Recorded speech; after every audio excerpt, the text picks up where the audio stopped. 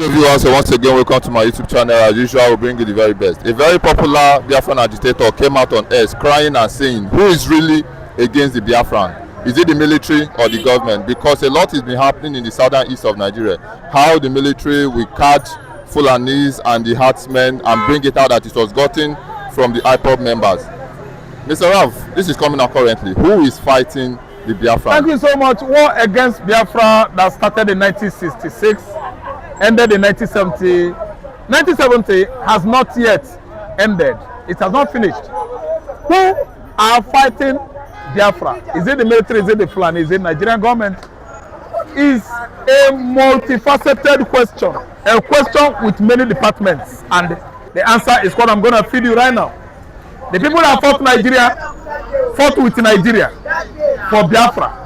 They fought against Biafra. They fought alongside with Nigeria to bring Biafra down. Germany, Egypt, Chad, Niger, Britain, and so on and so forth. Even Russia, because the Ojukwu contract with Russia did not work. So they went home and come back. Russia went home and come back again. Helping Nigeria, helping Britain to bring that race down. Igbo. Are you listening to me? So currently we are facing another dimension of war in Igbo land. The current people fighting the Biafran land right now, the Biafran people, is number one, federal government of Nigeria. It is an abomination to mention Biafra at Aso Rock. If you make mention of Biafra right now at Aso Rock, nobody will hear about you again. They will not only pay you, they will cheer your mates among themselves. It is an abomination to mention Biafra in any gathering in Nigeria. You can mention Ariwa, people will applaud you. Hey. The public of Oduduwa or OPC, Odua People Congress. Hey. Republic of Biafra, United States of Biafra. Everybody go knock on your head. Because that name is an abomination to Nigeria. It's a name that will bring liberation, salvation to the people of this contraption. And that is what Satan, the head at Aso Rock, doesn't want to hear. The head at Aso Rock is a Satan. Yeah, Satan. Issue. That's why by me mentioning Biafra, anywhere you are, hide your head, then go fire you. Biafra too mean well. Ogala name Biafra land is start from Idoma, Egala, Igbo, Efik, Ibibio, Ikwere, Ibanke, Eso, Bini, Edo, the whole Niger Deltans and former Bende states. All the ethnicity in that state are all from Biafra land. They don't want it. So the forces that are fighting Biafra in Nigeria is multifaceted forces. The military are there, the Fulani soldiers, the Nigerian police, Nigerian politicians, Igbo politicians. The forces that are fighting Biafra are too many. Let me use that language. Too many. If nobody has spoken it before, I profess it if it is a crime or grammatical crime. Let me be the offender. The forces that are fighting Biafra are too many. Fulani forces in Nigerian soldier, Fulani forces in police, Nigerian governors who are wasting their time says they are ruling in the southeastern Nigeria while they are all saboteur. Sabotage to the Igbo nation. Charles Soludo, Hope Uzodinma, sabotage to Igbo nation. Pete Amba, Francis Nwabule, sabotage to Igbo nation. These are the forces combined together militating against Biafran factors of emancipation. It's not one force. Forces. Fellow Igbo brothers that are saboteur, Apilamu, need a word of sense. Fellow Igbo brothers are fighting Biafra too because they don't get sense. Igbo history blind men and women, people that don't know history, they have not even opened their book to read history. To know that history will help you to judge the present. They are fighting Biafra. They don't know. Act of ignominy. Actors that doesn't understand. He has been singing, Fulani made me rich. Who is Fulani to make you rich? Riches comes from riches come from Chukwu Okike Abiama. Fulani can never make a man rich. Okay, listen, the forces that are fighting us right now is not only in the Nigerian army. You can see all the greedy Igbo politicians who could not stop at nothing to play hanky-panky, Fulani hanky-panky. Fulani hegemony. They are the one bringing Fulani hegemony to Igbo land. That's why Igbo man, real Biafran youths could not see Nigerian soldier or military vehicle without absconding into the bush. Because you know, Hababuogi. And only Ebule making a broken and a zero court. Nigeria is the owner of court. Forces fighting against Biafra, Britain is there. Mama Chale fight. Mama Chale died in his 90s, if not up to 100 years. Mama Chale fought Biafra. Now, Papa Chale, a king. Papa Chale the Kokadendo, Philip. Philip. Chale is now the king of England. Chale is now old man because of what? Wickedness. Chale age is not old though. Chale is a young man though. If you don't see Chale now, Chale is an old man because Chale is a wicked man. Why? His father said if it could cost 500,000 Igbo to die, let Biafra not come. That was what Queen Elizabeth made a statement in 1967. I'm telling you that Mama Chale contributes to what Igbo man is going through today. Are you listening to me? Chale is a young man. It's because of Afonjo, wickedness. That's why Chale is looking 120, while Chale is in his early 70s. Chale is a wicked man. The whole oil in Biafra land, Chale is sucking the entire oil in Imo State. What about the black gold crude oil? Chale is making use of our crude oil. At least 75% of our crude goes to the UK because of Mama Chale. Well said, Mr. Ralph. As usual, you've done the analysis very well. Now, the Fulanis are currently rejoicing because the proposal has been agreed between the Turkish government and Nigeria government, because initially they refused for the US to come and intervene and pitch their tent. Now, the Nigerian government are sending their militaries to Turkey for training. What would you have to say? Have the Fulanis really won this battle? I'm telling you that the Fulanis over the years, they are constituting nuisance, serious one, using their bloody, policy or hegemony to divide and rule in Nigeria. And this divide and rule is affecting Igbo man the most, because they succeeded on at least antagonizing, strategizing with all our sister tribes in the Niger Delta region to go against us. That's why today I insert my example that we cannot see, very difficult to see Akwa Ibom man, that is Ibibio, palling with Igbo, seeing Igbo man as his friend.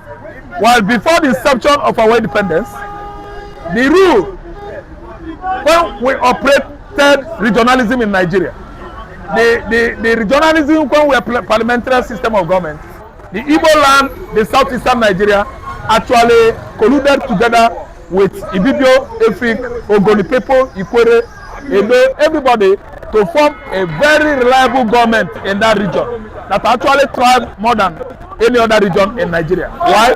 Fulani hegemonies. They use divide and rule, telling lies to Ibibio, telling lies to Efik, telling lies to Igala, telling lies to Idoma, that we are not one. It is Fulani that instigated all of them.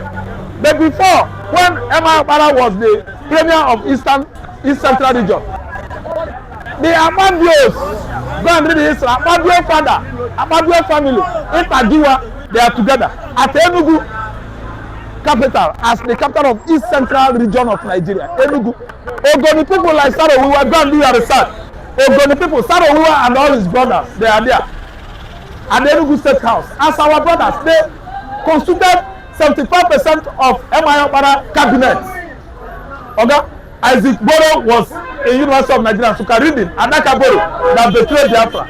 When he was reading and when he finishes, he will go meet them at Enugu State House to be part of at least Eastern region government. But what happened? Fulani used Isaac Boro, Adaka Boro, turned him against Biafra. Oga Fulani hegemony.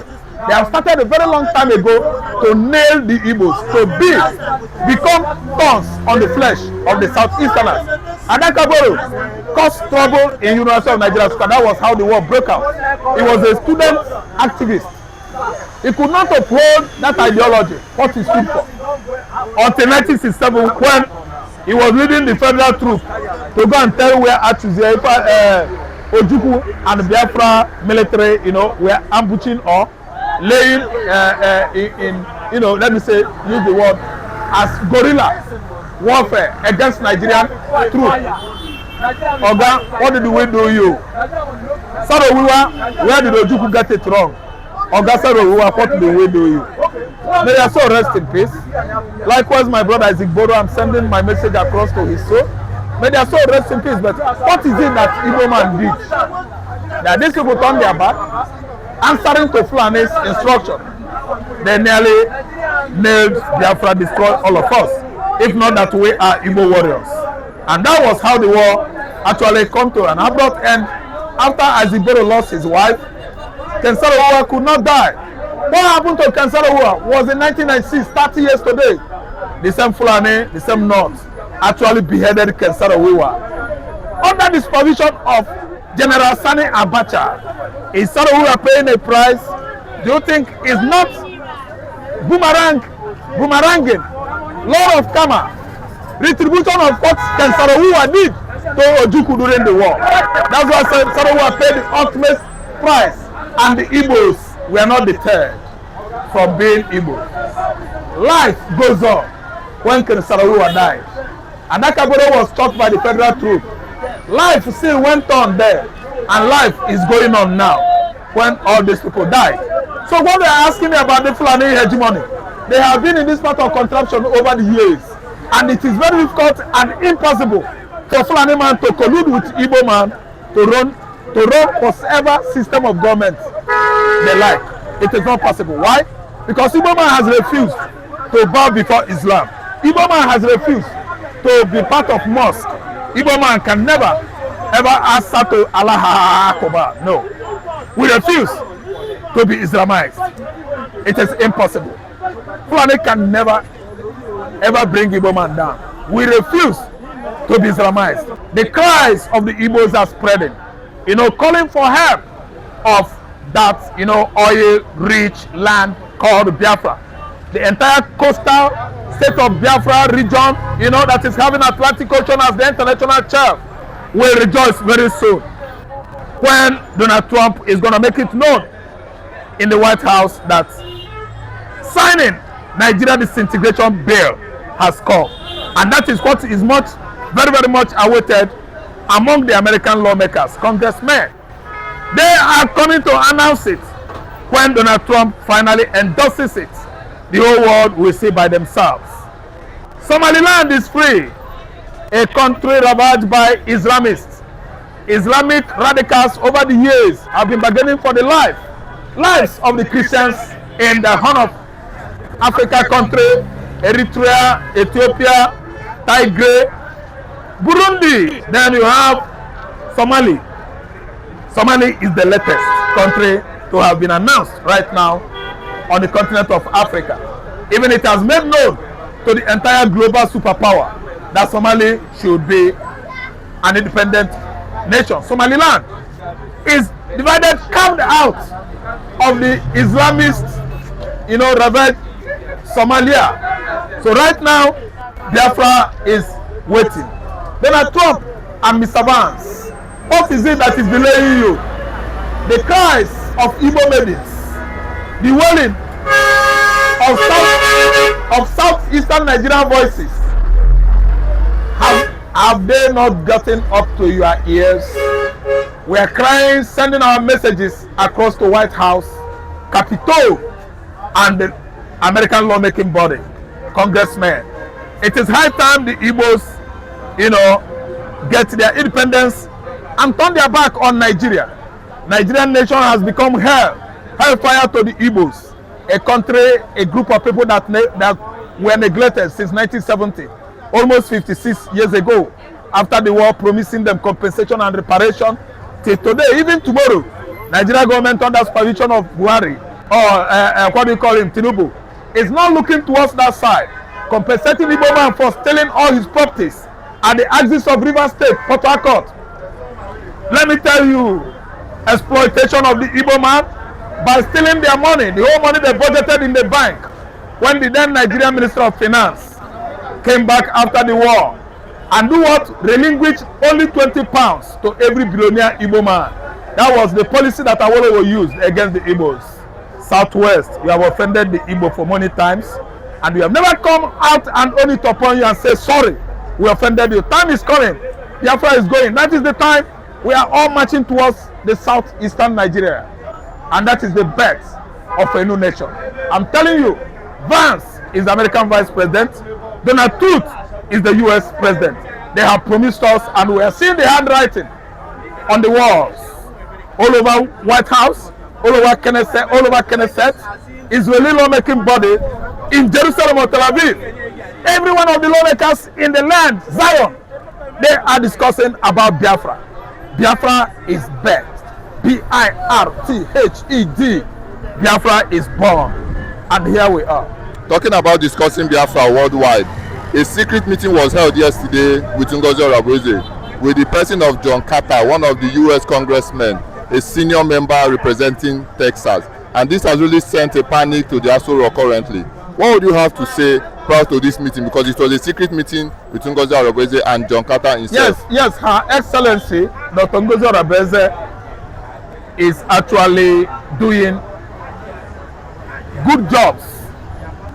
Just like what our former Prime Minister in exile, Mazi Simon Ekpa Njoku, was actually representing too well when he was, in that designated office or position. Orabueze has gone too far, having this kind of consultation, dialoguing with the American congressmen, even special advisors to Donald Trump, and most of the powerful White House officials about emancipation of Biafra, the Prince of Africa. I'm telling you that it has cut across Biafra land, even right now, as most of my Yoruba friends, followers, and fans in America have been tweeting to me, sending on Instagram and through WhatsApp and Facebook that Yoruba Oduduwa agitators, they are gathering in America to make sure that Oduduwa as a country in the southwest emerges. So I'm seeing it as a multifaceted, let me say, podium, at least created by the Biafrans in diaspora America, Biafra veterans America, Biafra, let me say, sympathizers. As they were doing good job in USA, let me tell you, it has actually announced us too well that Biafra emancipation manifestation is overdue. And I'm telling you right now that meeting they are having together is spelling something out. What does this spell? It is looking towards at least giving instructions, very strict one, to all the Nigerian military forces, their bases and barracks, even police stations in the southeastern Nigeria, to start evacuation. Evacuation process, it doesn't hurt. It is for harmony. It is for peace and tranquility in the southeastern region. We don't want anything like waste of blood, and no country fights two civil war in the world history. We've actually fought one civil war, and that civil war has come to stay. The impact and the resultant effect of the civil war we fought from 1966 to 1970 still remains the future of what is going on in Biafra land today. Biafra is coming as fast as possible. We have fought the war. Nigeria declared no winner, nobody was defeated. So this time around, it is a thing of peace. It is a thing of dialogue, international dialoguing, that NATO, the most important NATO piloters, I mean the US, are coming in conjunction with the Knesset lawmaking body in Israel. I think with the support of Canada and Germany, that Nigeria is going to disintegrate peacefully. Let Fulani go. Let Hausa go. Southwest is here. Igbo man must go. So when Biafra is calm, I think every region shall take care of its own domain, fiscally and spiritually. I don't think economically and politically any region in Nigeria could be better than Biafra land.